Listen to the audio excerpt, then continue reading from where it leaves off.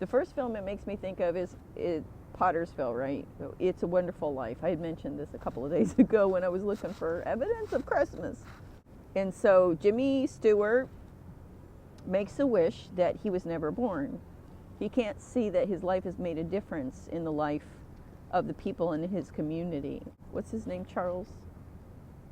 Angel? He's learning his wings. And so he shows him what Bedford Falls looks like if he never existed, right? So it's owned by Potter the slumlord, and it turns into a shithole. And so there's pictures. It was a black and white movie, so there's a picture of him, and he sees that it's not Bedford Falls, the town he grew up in. It's named Pottersville, right? He goes in, and everybody's drinking and partying, and so then he realizes that he did make a difference. What it is this. I was at NPR, okay? And yesterday I tried to see if I could tell somebody interested in my story, okay? Nobody was interested in my story. I left my information. Nobody has called me. They probably just think I'm a crazy woman. That's what my ex-husband and all of them have said. And so today, I just went over there and I sat on the benches because there's benches in front of it. It's 1111. That's the address. And I was singing, come looking for fucking Christmas, okay?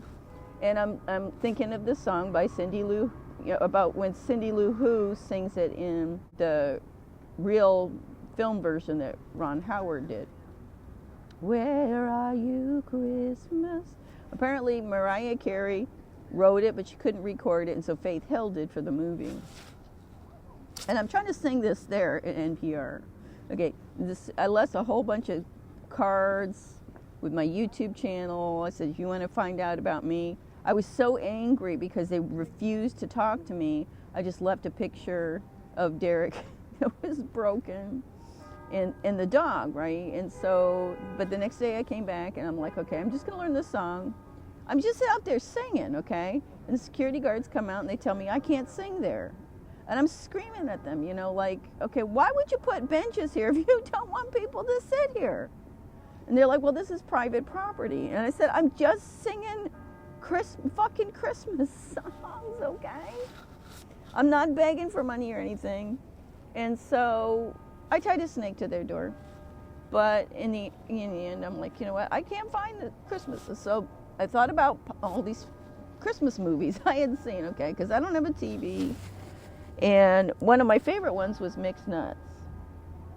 And it's just hilarious. It was a Nora Ephron film. It had Steve Martin, Madeline Kahn, God rest your soul, Nora and Madeline. They've since passed away. It had Adam Sandler. And the song, the Carly Simon song I did, The Night Before Christmas. The Night Before Christmas. That was from that movie. And I think Amy Grant did that version as well. Did a different version. And then I thought about The Grinch Who Stole Christmas. Okay, right? So the Grinch is... The story of the Grinch, they don't tell the story of the Grinch in the Dr. Seuss cartoon. It's just the story from the book, okay? And at one point he thinks he's going to steal Christmas from the people of Whoville, right? So he takes everything, and then he finds out that they still celebrate Christmas, right? They wake up, there's no presents there, but they're still holding hands around a tree, singing wah-hoo, wah, or, whatever they're singing, I don't know. And then Cindy Lou, right, Cindy Lou's there.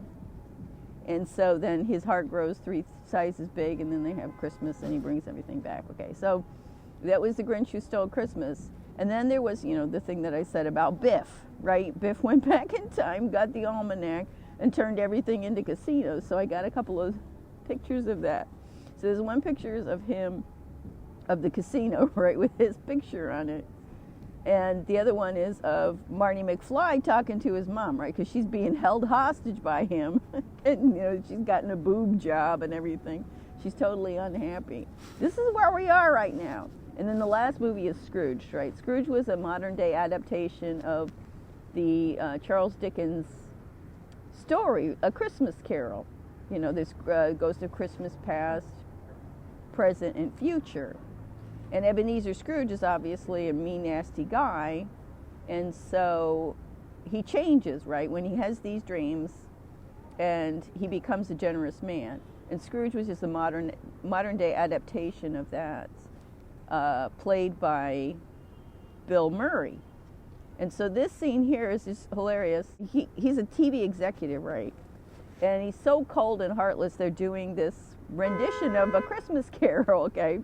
And they're trying to do like little antlers for the mice, right? And he's suggesting that they staple these antlers to the mice head. But he has an employee, and the employee, I think he fires him or something, I can't remember. And he's played by Bobcat Goldthwait, right? So he completely loses it. And he starts to try to chase him down with a big fat rifle. That's hilarious. And then the next picture is of Bill Murray when he gets on the elevator with the ghost of Christmas future, which is death, of course. And he looks inside to see.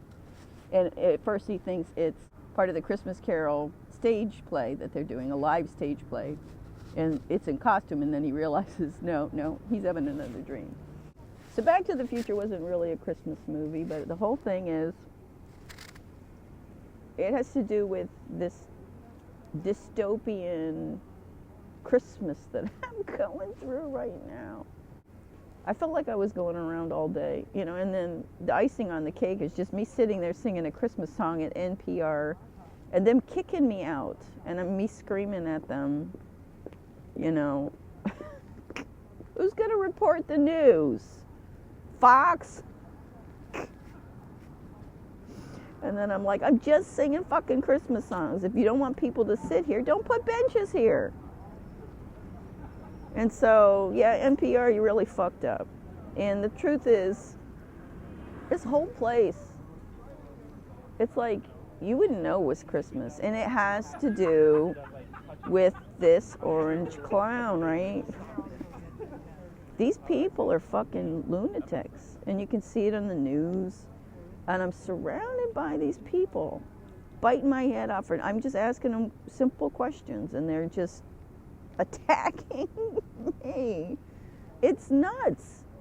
They have completely lost it. They're totally unhinged. And so I'm like, I feel like I'm Cindy Lou Who. Where are you, Christmas? And I'm literally sitting there on the benches in front of NPR, and they fucking kicked me out.